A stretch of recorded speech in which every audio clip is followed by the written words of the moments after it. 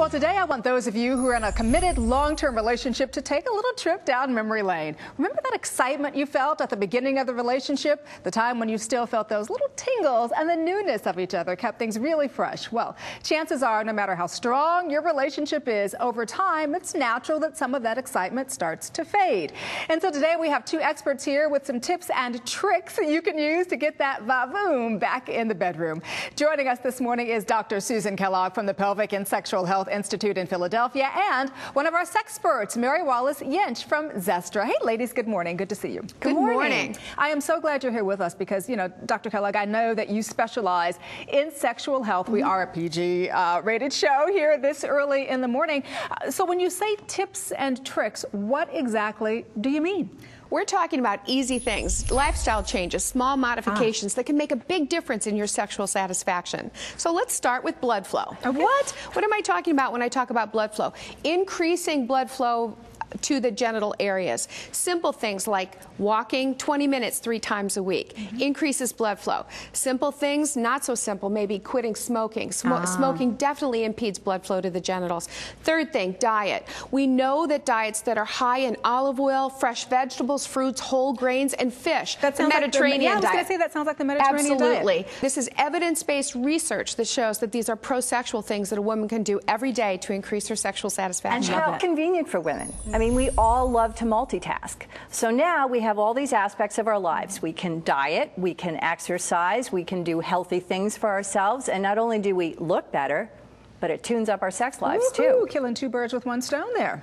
You know, the other thing that I think about, you know, I've been married 10 years. I have 3 children under the age of 9, so this segment really works for me this morning. What are some tips? I mean, what can you tell me with regards to tips that I can use personally? Well, you're used to reading at night to your kids, right? You read, you know, snuggy little stories to your children. But those types of things, which are so important, really nurture your relationship with your kids. Right. So there's other kind of reading that you can do to nurture a relationship with your partner. We're talking about romantic or erotic reading. Some people like to read very explicit material, and other people love to read romance novels. And if you're not doing something that makes you start to think about sexual activity or sexual thoughts, then your brain won't go there. Your brain would rather go to sleep. Yeah. Am I right? And my body would rather go to sleep as well some nights, yeah. So actually I ask my patients to commit to an erotic reading program just themselves, not with their partners necessarily. 20 minutes 3 times a week as well, so that they can start to believe that they will have those thoughts spontaneously, and that will lead to sexual behavior. And we're not talking about like porn here. We're talking about... We could, but we also could talk about instructional reading like Rekindling Desire, one of the books that I brought with me, or we can talk about just a good romance novel with the good parts. Do you know what I'm saying? Right. Well, what's really interesting is that we know from research with women is that the women who take a few more minutes, and again, we're not asking people to invest days of their lives, but take the 20 minutes and invest the time, are sexually more satisfied.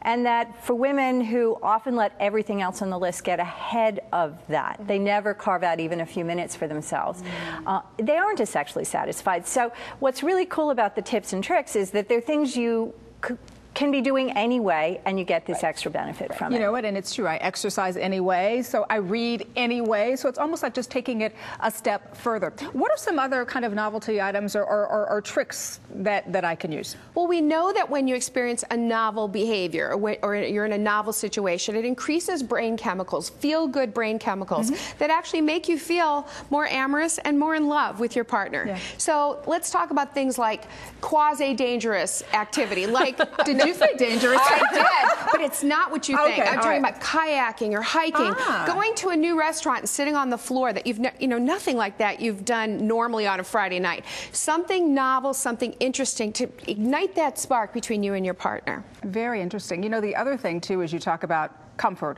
And I'm going to stop right there and let you take it from there. What do you mean by comfort? I think I have an idea.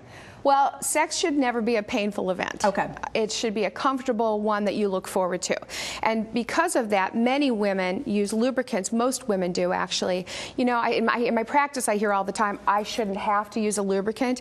Actually, that's a pro-sexual thing to do. Because they think it's a negative or something? Yes, they think if they were turned on enough that they shouldn't have to use the lubricant. Well, the truth is that most women use lubricants. Most women should use lubricants, and they benefit from them. So lubricant is something that's placed on the outside of the genitals to facilitate penetration. But there's another class of sexual products called intravaginal moisturizers. And most of my patients have no idea that there's two things. The lubricant is only really for the outside or the opening, and the intravaginal moisturizer is placed up in the vagina just 2 days a week to keep the vagina moist and to increase comfort as well. They can be used together or singularly, and neither contain any hormones or anything like that. Now there's a third class of products that's relatively new, and it's neither a lubricant nor a moisturizer. It's actually called a sexual arousal enhancer. And I have to tell you, I've seen so many commercials about like oils and gels. There's and all a whole set of new offerings for Really? women. But what's really important is that women should be very careful about what they use, because a lot of them contain chemicals, and needless to say, that's a sensitive part of your body.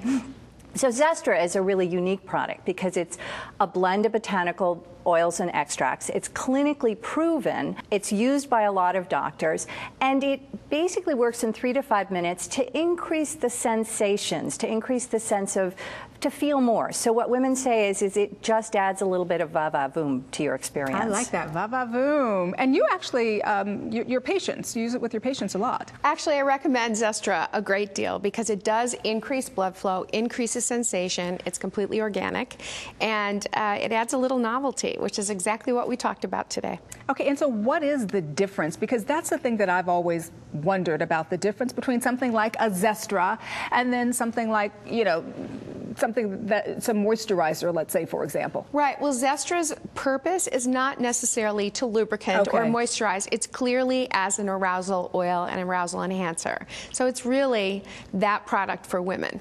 And you know what, I'm not blushing, I'm actually smiling because this is actually information that I can use, and I think a lot of our viewers can use, and sometimes, you know, people are a little bit embarrassed to talk about it, right? But it's real, and it can be very helpful. Right, exactly. So thank you, ladies, for being with us here on the show this morning. I hope my husband was listening this morning. I'm taking this home with me, but again, we really appreciate it. Really good advice. Thank you.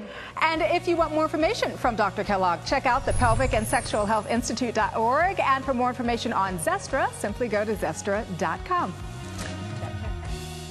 Today's show is brought to you in part by Zestra, a natural blend of botanical oils and extracts, clinically proven to enhance a woman's desire, arousal, and satisfaction. Experience the Zestra rush for yourself.